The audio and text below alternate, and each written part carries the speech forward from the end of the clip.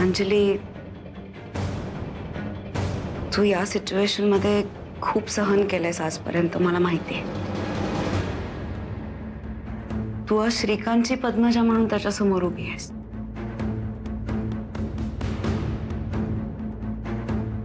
तुला कसं सांगू मला कळत नाहीये. तुला काय वाटेल? प्लीज सरळ सरळ सांग. उगाच शब्द जमवू नकोस.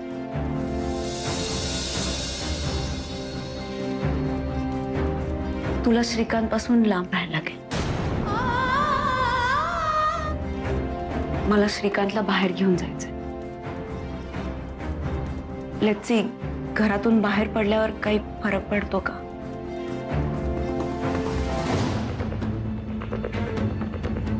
तो बरा व्हावा म्हणून एवढा त्रास सहन केलास ना तू. आणखी थोडासा. मला नाही जायचं. अरे तुला कायमचं नाही जायचंय श्री. एक मिनिट. हे बघ, मुळात तू नसताना मला तिच्यासोबत कुठेही जायचं नाहीये. मग हे सगळे मुद्दे मध्ये येतच नाही. संपला विषय. श्री माझं ऐकून तरी घे. मला काहीही पटवून द्यायचा प्रयत्न करू नकोस प्लीज. हे बघ, तू खूप दिवस बाहेर गेलेला नाहीयेस. बाहेर जा, जरा बरं वाटेल. नाही, मला गरज नाहीये. जर तू असशील माझ्यासोबत तर घरात काय आणि बाहेर काय मला कुठेही चांगलं वाटतं. हे बघ, मला बाहेर जायचं नाही. माझं डिसिजन फायनल आहे. मला बाहेर जायचं नाही. श्री, तुला माझी शपथ. आता मी शपथ दिले. तुला काय निर्णय घ्यायचा तो तू घे. पद्मजा इथे आणि मी. ओ, पद्मजापासून लांब नाही जाऊ शकत हा? थोडा वेळ फिरायपुरतं तरी. मी मस्त प्रोग्राम बनवला आपल्या दोघांसाठी. चल लवकर. जायलाच पाहिजे का? येस, चल बस गाडी. माझ्या वाट्यालाच हे यायचं होतं. या घरात लग्न होऊन आले तेव्हा ठरवलं, आता हेच माझं घर. मी जिवंत असेपर्यंत. पण श्रीकांत पासून लांब राहायचं. मोठी मोठी संकट दरवेळी पार होती असं स्वतःला सांगत आले. त्याच्यासमोर उभी राहिले. पण आता श्रीकांत पासून लांब जायचं. काय झालं? कंटाळा आलाय. मी बरोबर असून सुद्धा कंटाळा आला? अरे उलट तू एन्जॉय करायला पाहिजेस. बर मला एक सांग,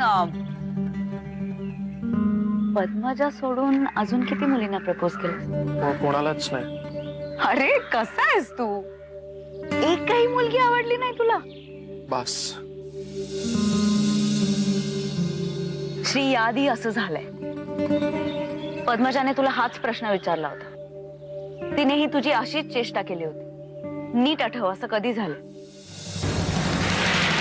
श्री, हा क्षण तू दुसऱ्यांदा अनुभवतो. काय झालं? माझ्या बोलण्याचा त्रास झाला का तुला? माहित नाही. काहीतरी विचित्र स्वप्न बघितलं मी. असं वाटलं. आई, पण एवढ्या मोठ्या गावात कुठे शोधणार आहात तुम्ही बाबांना? शोधेन मी, गावभर शोधेन. पण आता शांत राहणं सहन नाही होत मला. आई, बाबा सापडतील. आपण अशी आशा सोडून नाही चालणार ना. ए बाई, तू मला सल्ले देऊ नकोस. श्यामल, अंजली म्हणते ते बरोबर आहे. आधीच घराची घडी बिघडली. तसं बाहेर जाऊन नाही चालणार ग. अगं, तुझं जाणं हा उपाय होऊ शकत नाही बाई. आई, आपण उद्यापर्यंत वाट बघूया. उद्यापर्यंत. बाबा जर का नाही आले ना, तर मी स्वतः येईन तुमच्यासोबत तिकडे.